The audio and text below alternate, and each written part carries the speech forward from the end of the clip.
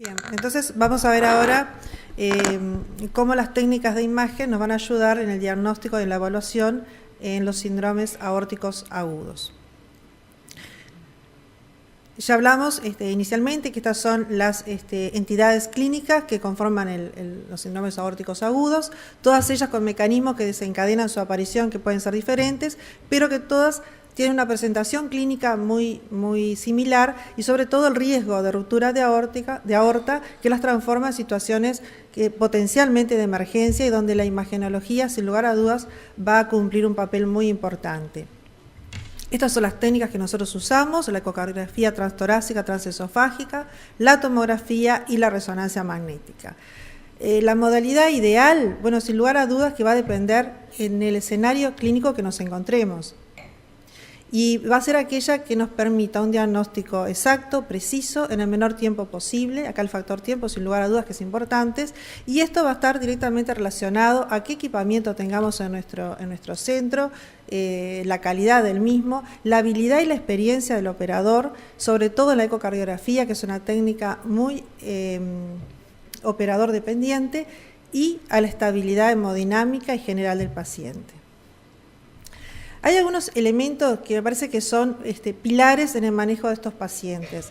El primero es que tenemos que pensar en la patología aorta. O sea, la patología aorta aórtica no es tan frecuente, sin lugar a duda, dada la implicancia que tiene, tenemos que tenerla presente. Hay un grupo de pacientes, un 5% de los pacientes, que no se presentan con la sintomatología clínica habitual. Entonces vamos a buscarla, porque si no la buscamos podemos no encontrarla. Por otro lado, digo, las mujeres también disecan o tienen patología aórtica. Si bien es más predominante en los varones, también las mujeres tienen esta patología y el diagnóstico en la mujer se hace tardíamente y la mortalidad hospitalaria de la mujer es mayor porque no pensamos en forma, por lo menos en primera instancia, en esta patología. En segundo lugar, el uso racional y oportuno de las imágenes. O sea, esto sucede cuando tenemos patologías en las cuales más de una imagen es adecuado para el diagnóstico. Entonces hay una tendencia a que sobrepongamos información. Entonces preguntémonos si esta técnica nos va a aportar nueva información o ya la tenemos, para no demorarnos y para no hacer estudios innecesarios. Y esto sucede con el eco transesofágico, como veremos más adelante. Y por último, si bien son situaciones de emergencia, donde el factor tiempo es importante, tratemos, cuando hagamos el estudio, de que nuestro diagnóstico sea lo más exacto y lo más completo posible y que le brindemos al cirujano la información que sea necesaria. Si nosotros tenemos en cuenta estas tres premisas, sin lugar a dudas que la conducta va a ser la más adecuada y los resultados van a ser positivos. Cuando miramos la performance diagnóstica de las distintas técnicas, vemos que el eco transesofágico, la tomografía y la resonancia son las técnicas que tienen mejor sensibilidad y especificidad. Yo creo que hoy en día, con los nuevos tomógrafos, si realizamos un buen protocolo en tomografía y si realizamos el estudio con sincronización electrocardiográfica, la tomografía sube un escalón y es el estudio más completo que tenemos. Cuando tenemos una disección tipo A y hay compromiso de la válvula aórtica, sin lugar a dudas que la ecocardiografía es necesaria para estudiar y cuantificar la insuficiencia aórtica. Comencemos ahora con la disección de aorta. Ya hablamos previamente que hay una rotura, un desgarro de la íntima, un sangrado intramural, separación de las paredes de la capa media, formación de una doble luz, una verdadera y una falsa luz, y el colgajo medio intimal. Y justamente esta partición de la capa media es la responsable de las dos imágenes ecotomográficas que nos van a permitir hacer el diagnóstico. Acá tenemos una tomografía, un corte axial a nivel del callado con una disección muy clara, un eco transesofágico, un eje corto de aorta con una disección muy clara y un eco transtorácico con muy buena ventana donde vemos el flap intimal. ¿Qué nos aporta el ecocardiograma transtorácico? Bueno, con una sensibilidad y una especificidad muy por debajo en relación a las otras técnicas, sobre todo cuando valoramos aorta descendente. Fíjense que nosotros vemos muy poco la aorta descendente. Es un estudio rápido, accesible, nos brinda mucha información. pero tiene un valor predictivo negativo bajo. O sea, nosotros, frente a un paciente que tiene alta sospecha de disección de aorta o de un síndrome aórtico agudo, no vamos a descartarlo con esta técnica. Siempre vamos a necesitar una segunda técnica. Y por otro lado, el valor predictivo positivo es bajo. Entonces, si vemos una imagen móvil dentro de la aorta ascendente, eso no necesariamente es una disección. Busquemos otra ventana o confirmémoslo con otra técnica. Tenemos el inconveniente de las ventanas inadecuadas, que lamentablemente existe, y no visualizamos toda la aorta. Tenemos un punto ciego, que es los segmentos más distales de la aorta ascendente, y el callado, que sabemos que el bronquio fuente derecho se interpone. Y como decíamos antes, es una técnica operador dependiente. Bueno, acá tenemos, algunas buenas ventanas, donde acá se puede ver la aorta ascendente, un flap claramente, un eje, una supraesternal, ¿verdad? Con un flap. O sea, a veces tenemos buenas ventanas y podemos llegar a hacer los diagnósticos. Importante que realicemos todas las ventanas en busca de información. No olvidarnos del paraesternal derecho, que nos aumenta la visión de la aorta ascendente. Acá, esto es un paraesternal, y tenemos que recordar que por detrás de la aurícula izquierda está la aorta descendente y que a veces se puede ver en un paraesternal como en este caso. Y los cortes apicales, sobre todo los de 3 cámaras y 5 cámaras donde vemos la aorta, nos dan mucha información. Fíjense que en este caso tenemos, se ve claramente el flap prolapsando hacia el ventrículo izquierdo. O sea, ya hicimos diagnóstico de cuál es el mecanismo de la insuficiencia aórtica que tiene ese paciente. Perdón. Bueno, cuando pasamos al ecocardiograma transesofágico, mejoramos mucho la sensibilidad, la especificidad, tiene las mismas características que el eco transtorácico, es rápido, es accesible, lo podemos llevar a bloque quirúrgico, es la técnica de elección para valorar la insuficiencia aórtica, pero tenemos que tener en cuenta algunas cosas. En primer lugar, no debemos hacer un eco transesofágico si ya tenemos diagnóstico de disección o si la presunción de disección es muy alta, sin sedar al paciente. Sabemos que la intubación es una maniobra que provoca hipertensión y hay riesgo de rotura. Entonces, por más que haya ansiedad, esperemos a que el paciente vaya a bloc y lo podemos hacer en bloc si ya sabemos que tiene una disección. Por otro lado, tenemos otra dificultad, que es la topografía, sobre todo en aorta descendente. Nos cuesta decirle al cirujano determinadas situaciones o una reentrada o la extensión de la disección, hasta dónde llega. No tenemos muchos reperes en la aorta descendente, sí lo tenemos en la aorta ascendente. Entonces, esa es otra dificultad. Y también no visualizamos toda la aorta. Estos son los ejes que nosotros habitualmente hacemos. Es el eje largo de aorta, a nivel medio esofágico. Es muy claro para ver en las disecciones tipo A el inicio de la disección, como vemos acá, ver cómo afecta el funcionamiento de la válvula aórtica. Es en esta proyección que vemos muy bien la insuficiencia, como es en este caso, y como decíamos hoy, la búsqueda de las reentradas principales, que cuando son en aorta ascendente están muy próximos al plano, a nivel de la región sinotubular de la aorta. Esto lo hacemos con la sonda entre 120 y 140 grados, después hacemos un eje corto de la aorta, de la válvula aórtica. Es en este plano donde podemos ver el compromiso de las arterias coronarias. Es muy fácil para nosotros ver el nacimiento de la coronaria izquierda, no tanto el de la coronaria derecha, que a veces podemos no verlo. Acá también valoramos la insuficiencia aórtica y a veces el mecanismo. Si ustedes observan en esta imagen, se nota el prolapso de este agujerito que queda acá, es el prolapso del flap intimal hacia el tracto de salida. Y luego, llevando la sonda, más posteriormente vamos a hacer un eje corto y un eje largo de la aorta. Y así tenemos una valoración bastante buena.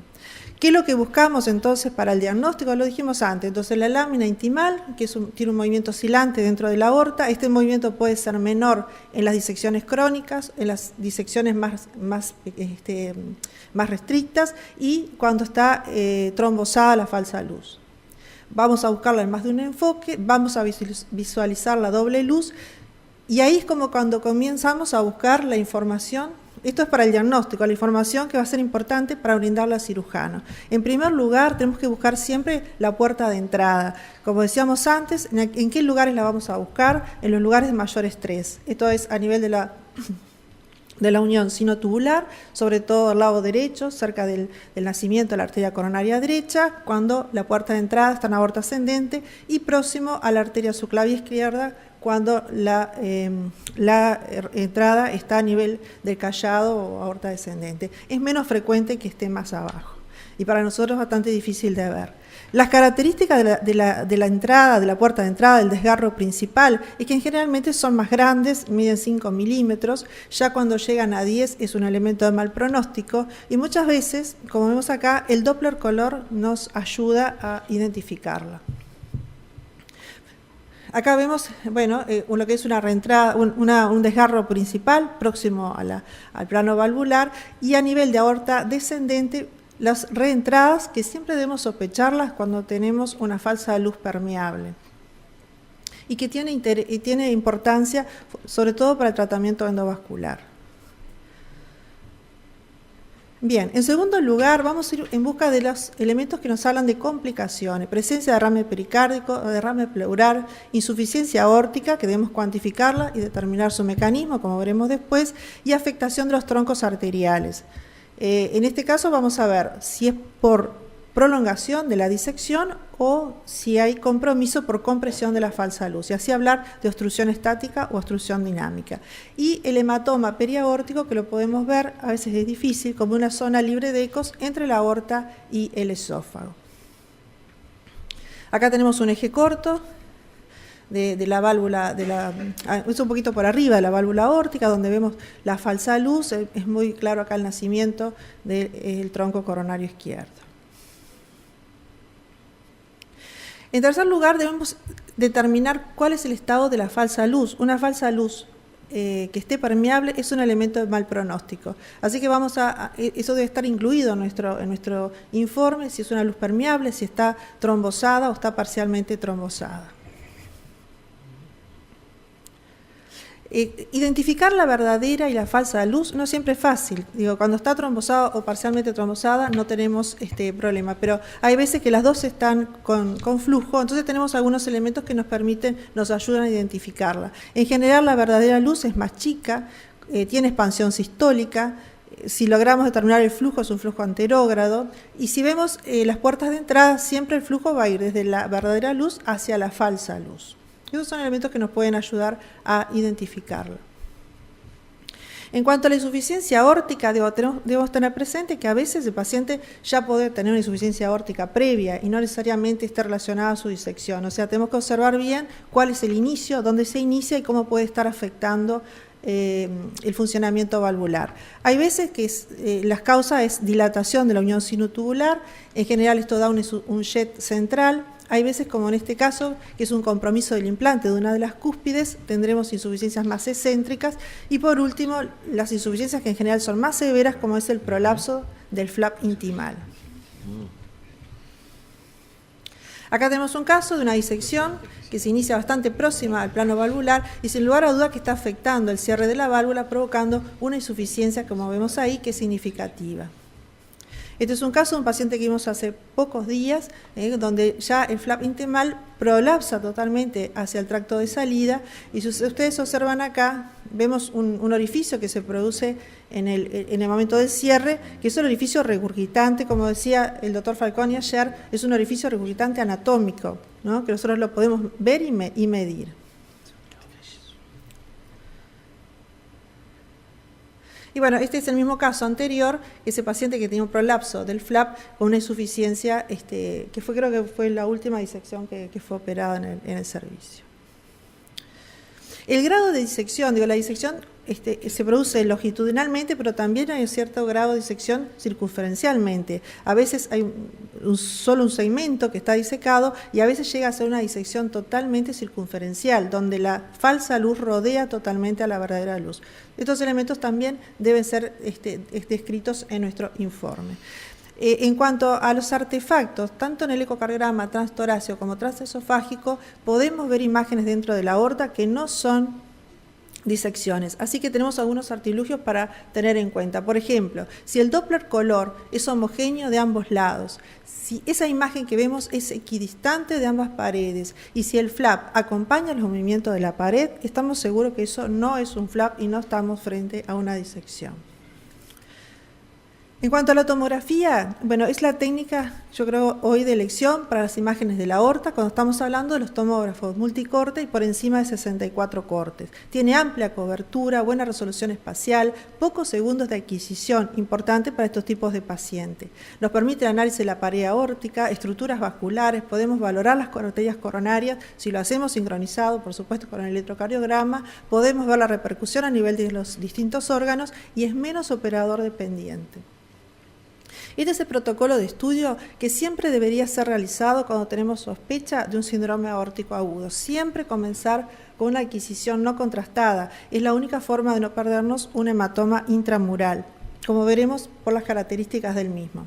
Posteriormente, una vez que inyectamos el contraste, hacemos una angiografía contrastada. Vuelvo a recalcar esto, con sincronización electrocardiográfica para evitar que los movimientos de la onda pulsátil de la aorta nos provoquen falsas imágenes. Luego lo podremos hacer prospectivo, retrospectivo con distintos grados de radiación, pero eso es otro, ya será después, digo, para verlo en otro momento. Y por último, se puede hacer una nueva adquisición unos segundos después, que es importante a veces, nos sirve para valorar cómo está el estado de la falsa luz y también sirve para ver la mala perfusión a nivel de distintos órganos. Acá tenemos dos imágenes, lo que es una tomografía sin sincronización electrocardiográfica y otra con. Y fíjense acá, esto que aparece acá, que parece una disección, un flap, es una falsa imagen por movimiento justamente de la aorta. O sea que es importante que se haga sincronizado. Bueno, estos son lo que llamamos las imágenes volumen render, que nosotros podemos reconstruir, que en realidad nos dan imágenes bastante groseras para ver la extensión, pero no es donde vamos a obtener toda la información en tomografía. En general, para la tomografía, a nosotros nos sirven más las imágenes axiales. Acá en tomografía también vamos a buscar la presencia del flap, de la doble luz, vamos a ver hasta dónde se extiende la disección. Buscamos también las puertas de entrada, siempre acordándonos que si las puertas de entrada es mayor de 10 milímetros es un elemento de mal pronóstico. Bueno, determinar dónde está esta puerta de entrada, buscar otros sitios de reentrada, la identificación de la falsa luz y el estado de la falsa luz. Acá vemos, como decíamos hoy, la falsa luz en general es mayor, tiene una localización más anterior en la aorta ascendente, en general tiene una localización más posterior en la aorta descendente y cuando está en el callado habitualmente tiene una posición más externa. Esos elementos nos ayudan a identificarlos. Hay algunos otros signos que están descritos, como el signo del pico, que es un ángulo agudo entre el flap y la pared de la falsa luz. La presencia de calcio, siempre el calcio va a estar en la íntima, o sea, va a estar hacia la verdadera luz. Y estos signos que se llama de tela de araña, que es como un desflecamiento de la capa media. El compromiso vascular en tomografía es muy claro de ver, lo vamos a ver, vamos a buscarlos por supuesto en los vasos de cuello, tenemos una muy buena visualización para estudiar las arterias coronarias y también a nivel abdominal. Vamos en busca de derrame pericárdico, como vemos acá, derrame pleural. Y si existe o no compresión de la verdadera luz por la falsa luz, como vemos en este caso, en aorta ascendente, prácticamente la verdadera luz es totalmente comprimida.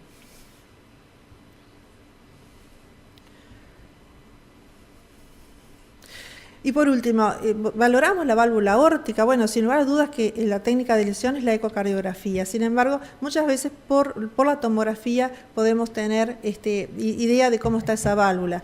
También es un paciente que vimos no hace muchos días, donde acá en el eje corto se ve la válvula aórtica, se ven las tres cúspides y un hematoma que está prácticamente interfiriendo con este mismo paciente con el funcionamiento valvular. Este paciente tenía una insuficiencia aórtica severa, con una disección que se iniciaba muy próximo al plano valvular.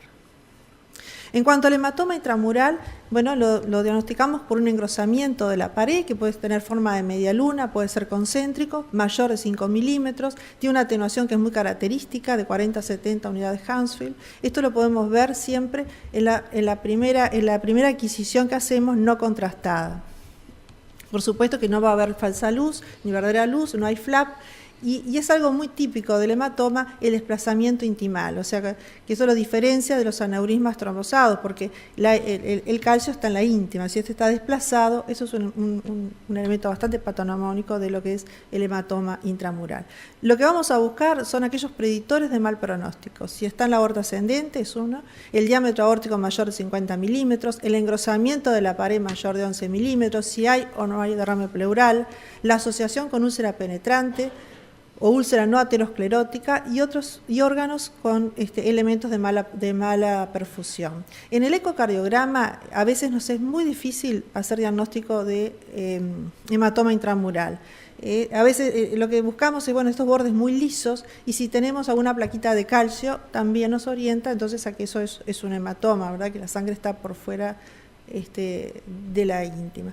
Y hay otras veces que es muy claro, como en este caso, bordes muy lisos, es una imagen muy sugestiva de hematoma intramural. La resonancia también ha servido para identificar no solamente el hematoma, sino también para poder determinar la edad del mismo, ya que la apariencia es bien distinta a la sangre recién extravasada a la que ya tiene un cierto tiempo. En cuanto a la úlcera penetrante, solamente me quedan dos slides.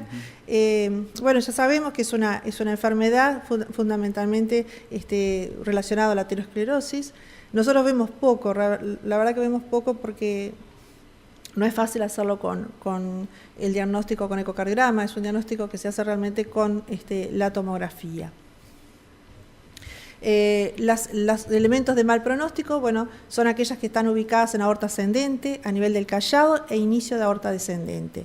Y los predictores de progresión son los diámetros mayores de 21 milímetros y la profundidad mayor de 14 milímetros. Hay un porcentaje de ruptura que es reportado en 4,1%. Solamente una palabra en cuanto a la resonancia. Dijimos antes que no es una técnica de lesión dado los largos tiempos de adquisición, entonces no es una técnica buena para los pacientes agudos. Sin embargo, debemos tenerla presente, sobre todo cuando necesitamos hacer controles en los pacientes y no queremos irradiarlos. O sea, tenerla presente lo que es la disección crónica en el seguimiento de los pacientes y cuando hay imposibilidad de realizar otras técnicas. La sensibilidad y la especificidad de la resonancia es realmente muy buena.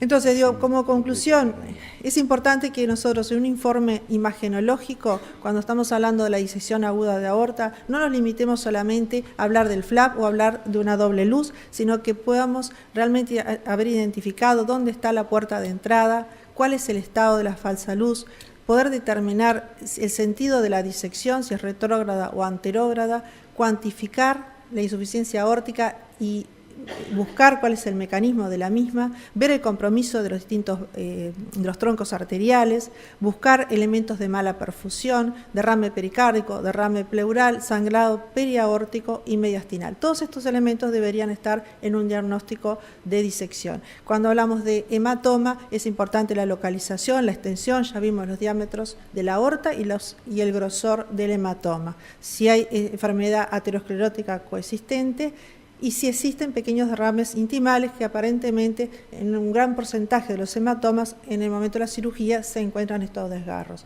En cuanto a la úlcera, localización por supuesto, el diámetro y la profundidad, si coexiste con el hematoma, compromiso del tejido periaórtico y grosor parietal residual.